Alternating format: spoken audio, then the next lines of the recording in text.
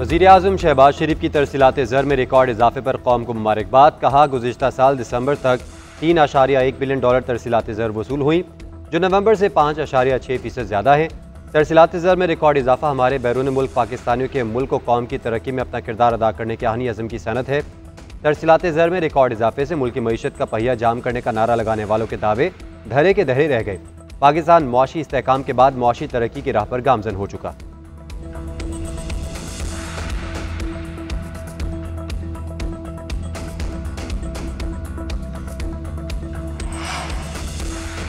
PIA ने एक और संग मिल अबूर कर लिया। PIA की पहली परवाज़ इस्लामाबाद से पेरिस रवाना। वज़ीर हवाबाजी ख्वाजा आसिफ ने मुसाफिरों को अलविदा किया। 4.5 साल बाद PIA की पहली परवाज़ पेरिस रवाना हुई। ख्वाजा आसिफ ने कहा कि यूरोपीय यूनियन सिविल एविएशन के तमाम अहदेदारान का शुक्रगुजार हैं।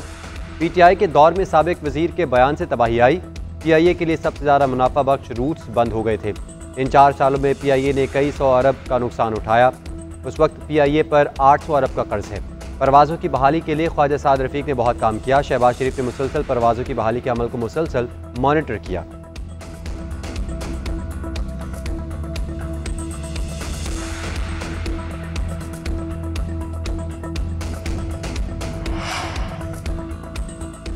मिलिट्री कोर्ट्स में ट्रायल के तरीक़ेकार पर मुतमईन करें कि आर्मी अफसर को इतना तजर्बा और अबूर होता है कि सज़ाए मौत तक सुना दी जाती है।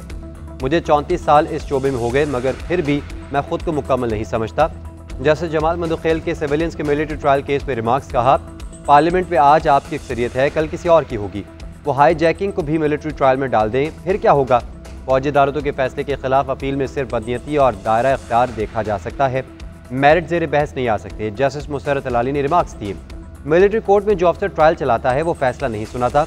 ट्रायल चलाने वाला दूसरे अफसर को केस भेजता है, फैसला वो सुनाता है। जिसने ट्रायल सुना ही नहीं वो फैसला कैसे देता होगा।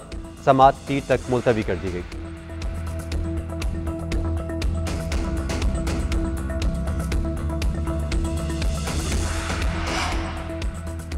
हुकूमत के साथ मुज़ाकरात का तीसरा दौर शायद आखिरी हो। हुकूमत का रवैया संजीदा नहीं, ये बैकफुट पर जा रही है। PTI रहनुमा शौकत यूसुफजई का बयान। बोले, बानी PTI ने पहले ही कह दिया था कि हुकूमत बेख्तियार है। अच्छा हुआ PTI ने मुज़ाकरात में उन्हें बेनकाब कर दिया।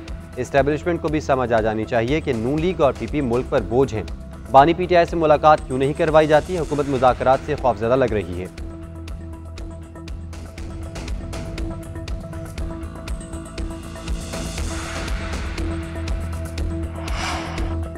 वज़ीर दाखिला मोहसिन नकवी की JUI सरबराह मौलाना फजल रहमान से मुलाकात, खैरियत दरियाफ्त की। बाहमिल तस्वीर के अमूर और मुल्क की मजबूरी सूरत हाल पर तबादला ख्याल। खैबर पख्तूनख्वा खुसूसन कुरम में क़याम अमन के लिए इक़दामात पर गुफ्तगू। ज़रूरी अशया के काफ़िलों की पाराचनार आमद पर इत्मीनान का इजहार। मोहसिन नकवी ने कहा कि कुरम में क़याम अमन के लिए तमाम स्टेक होल्डर्स को एतमाद में लिया है।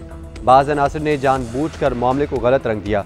सूरत हाल की बेहतरी के लिए ग्रैंड जिरगे की मुख्तलिसाना काविशों को सराहते हैं। मौलाना फजल रहमान से दरीना न्याज़मंदी है। सियासत में मौलाना फजल रहमान का मुस्बत किरदार काबिल तारीफ है।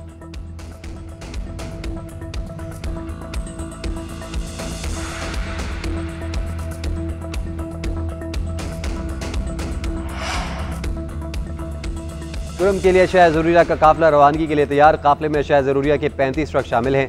दूसरे काफिले में आटा, चीनी, चाय, चूल्हे, गैस सिलेंडर और दालें शामिल। ज़िला इंतजामिया का कहना है काफिले की निगरानी के लिए सख्त सिक्योरिटी इंतजाम किए गए हैं। काफिले की फ़ज़ाई निगरानी भी की जाएगी। कुरम में पहले से भेजी गई इमदादी अशया बगन मुतासिरीन में तकसीम कर दी गई है।